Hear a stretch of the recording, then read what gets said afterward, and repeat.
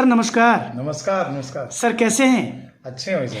Hello my dear friend, this is Shiva Rathore from Nishchal Perry series. My dear view, आप देख रहे हैं एनपी न्यूज निश्चल पैरी में। माय डियर व्यूअर्स, आप सभी का स्वागत है शिवा राठौर की तरफ से, एनपी न्यूज़ की तरफ से, निश्चल पैरी परिवार की तरफ से।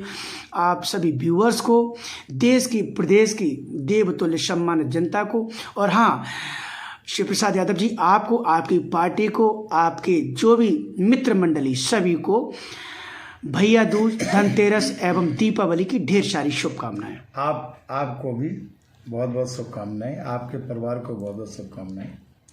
सर समाज के जो मैं ये कहूँगा कि हमारे चैनल्स पे बहुत सारे लोग कमेंट करके कहते हैं कि एक नई पार्टी का जन्म हुआ जिसके राष्ट्रीय अध्यक्ष मिस्टर शिव प्रसाद यादव पूर्व एमएलए भरतना है।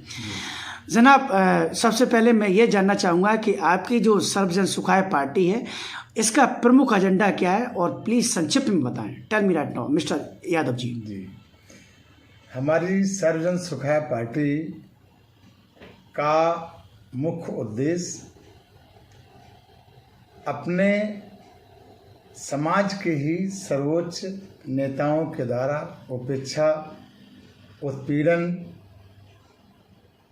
के प्रति आवाज़ उठाना और पूरे समाज में शोषित, पीड़ित, वंचित, पिछड़े, दलित, अदलित और अल्पसंख्यक की आवाज़ को उठाकर उनके अधिकारों को दिलाना।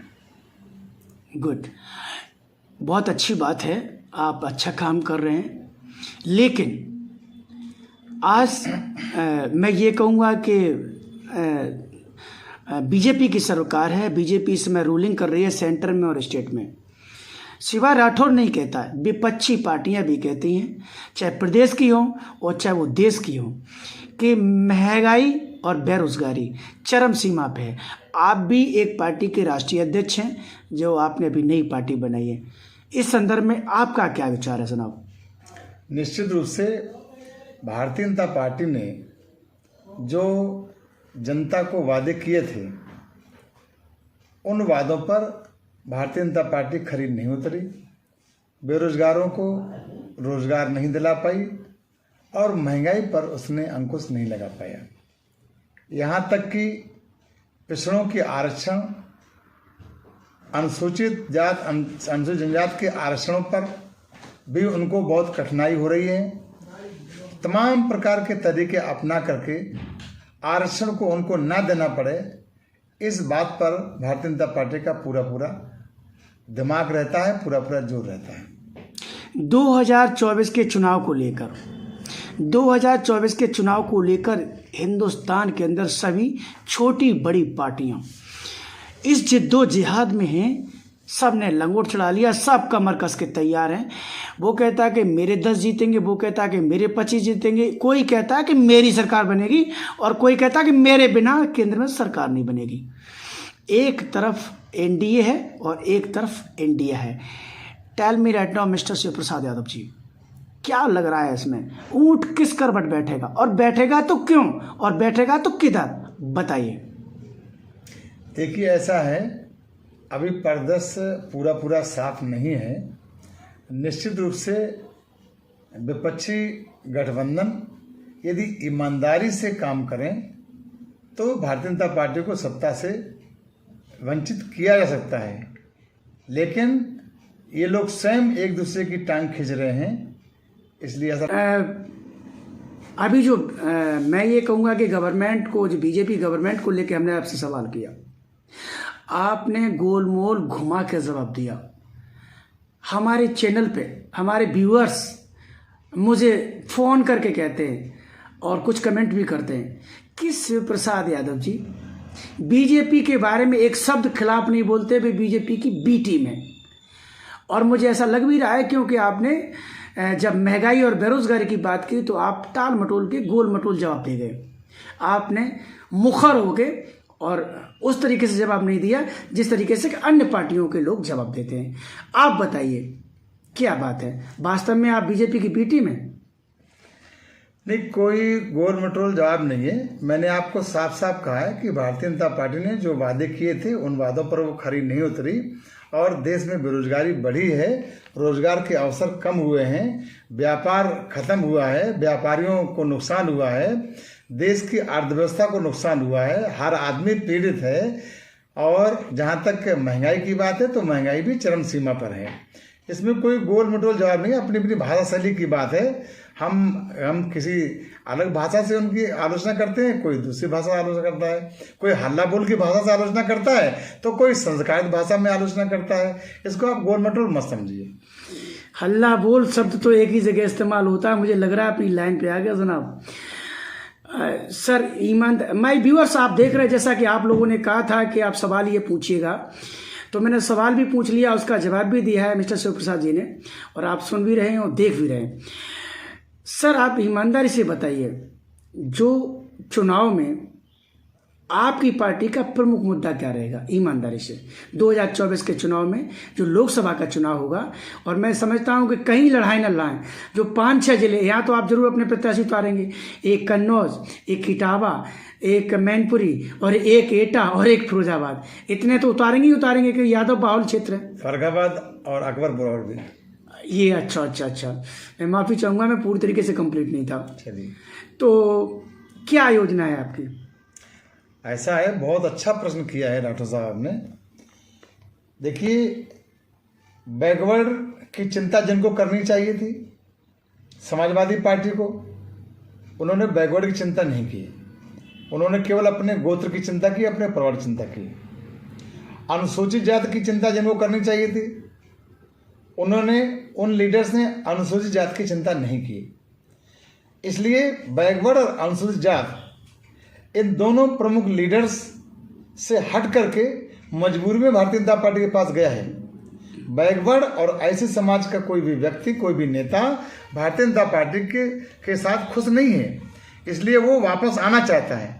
तो सर्वजन सुखाय पार्टी बैकवर्ड को साथ लेकर, एससी को साथ लेकर, माइनॉरिटी को साथ लेकर अपने आरक्षण को बचाने का अभियान चलाएगी और आरक्षण को अपनी आबादी के हिसाब से बढ़ाने का भी अभियान चलाएगी। हमारा आगे का जो लाइन होगी, पॉलिटिकल लाइन होगी, वो ये लाइन होगी। क्या आपकी जो कमेटी है, जो राष्ट्रीय लेवल पे, प्रदेश लेवल पे, जिला लेवल पे, क्या आपकी कमेटी का गठन हुआ? और हुआ तो आप बताइए कहाँ कहाँ हुआ? देखिए, हमारी नई पार्टी है और कमेटी जहाँ जैसी व्यवस्थाएं बनती जा रही हैं, हमको उपयुक्त लोग मिलते जा रहे हैं, हम कमेटी का गठन करते जा रहे हैं। हमारा ये संकल्प है कि हम हर कीमत पर सर्वजन सुखाय पार्टी के केंद्र, राष्ट्रीय से लेकर, प्रदेश से लेकर, जिला और बूथ लेवल तक साफ सुथरी छवि के लोगों को ही इसमें पदाधिकारी बनाएंगे। और जिनकी छवि ठीक नहीं है, जिनका व्यवहार ठीक नहीं है समाज के प्रति, लोगों के प्रति, उनको हम पदाधिकारी नहीं बनाएंगे। आप राजनीति में आए हैं और राजनीति में आप पूर्व विधायक भी रहे हैं। राजनीति में आपने राष्ट्रीय, मैं तो ये कहूँगा कि भगवान राष्ट्रीय पार्टी बने आपकी, आपने पार्टी बना के तैयार कर ली है। लेकिन जो दबे कुचले, शोषित, पीड़ित, जो अधिकारों से वंचित, वह कोई प्रथम व्यक्ति जो केंद्र सरकार से या प्रदेश सरकार से जो उसके अधिकार है उनसे वंचित है, उनके लिए आप क्या कर रहे हैं? नहीं, मैं उनके लिए संघर्ष करूँगा, उनके अधिकारों के लिए संघर्ष करूंगा, उनमें जागृति पैदा करूंगा, जागरूकता लाने का काम करूंगा, उनको इकट्ठा करूंगा, संगठित करके संघर्ष करूंगा और उनके अधिकारों को दिलाऊंगा। आप आज की तारीख में मैं ये कहूँगा कि आपका जो अभियान चल रहा है, पार्टी का जो विस्तार जो चल रहा है, पूरी तरीके से मैं समझता हूँ कि मैं देख रहा हूँ उसको, सोशल मीडिया से भी देख रहा हूँ, प्रिंट मीडिया से भी देख रहा हूँ, इलेक्ट्रॉनिक मीडिया से भी देख रहा हूँ। क्या लग रहा है कि जो विपक्षी पार्टियां हैं उनके अंदर खलबली मच रही है? मैं आपको इतना बता रहा हूँ डॉक्टर साहब कि किसी भी नई पार्टी को इतना अच्छा जनाधार और इतना अच्छा लोगों का मत शायद ही कभी प्राप्त हुआ होगा जितना सर्वजन सुखाय पार्टी को लोगों का समर्थन मिल रहा है, लोगों का आशीर्वाद मिल रहा है। लोग तो ये कहते हैं कि सर्वजन सुखाय पार्टी अगर अस्तित्व में आती है तो वो समाजवादी पार्टी का नुकसान करेगी, क्योंकि उनके पास भी यादव वोट है और वो भी यादवों में ही अच्छी खासी पैंठ बना रहे हैं। तो प्रत्यक्ष अप्रत्यक्ष हमला समाजवादी पार्टी पे, इस दावे में कितनी सच्चाई है? नहीं, हम इसको विस्तार से समझने की कोशिश करिए।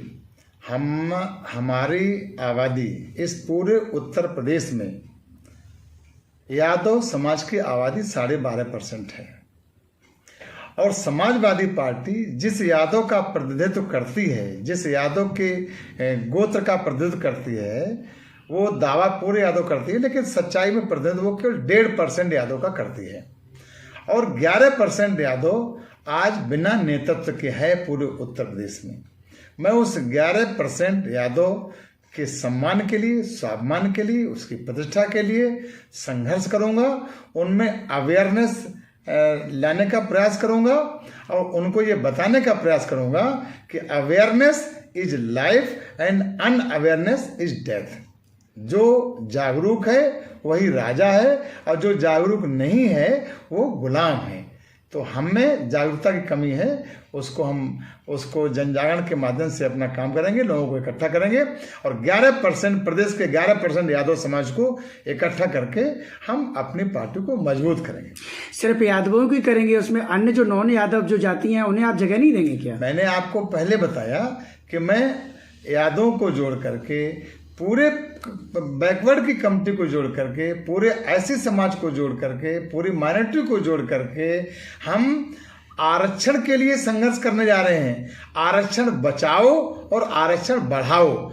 आरक्षण बचाओ इस संदर्भ में कि भारतीय जनता पार्टी हमारे बैकवर्ड का और एससी का कोटे के हिसाब से पूरा आरक्षण नहीं दे रही है। आरक्षण बढ़ाओ इसलिए कि हमारी आबादी बैकवर्ड की 54% है, आरक्षण केवल 27% है।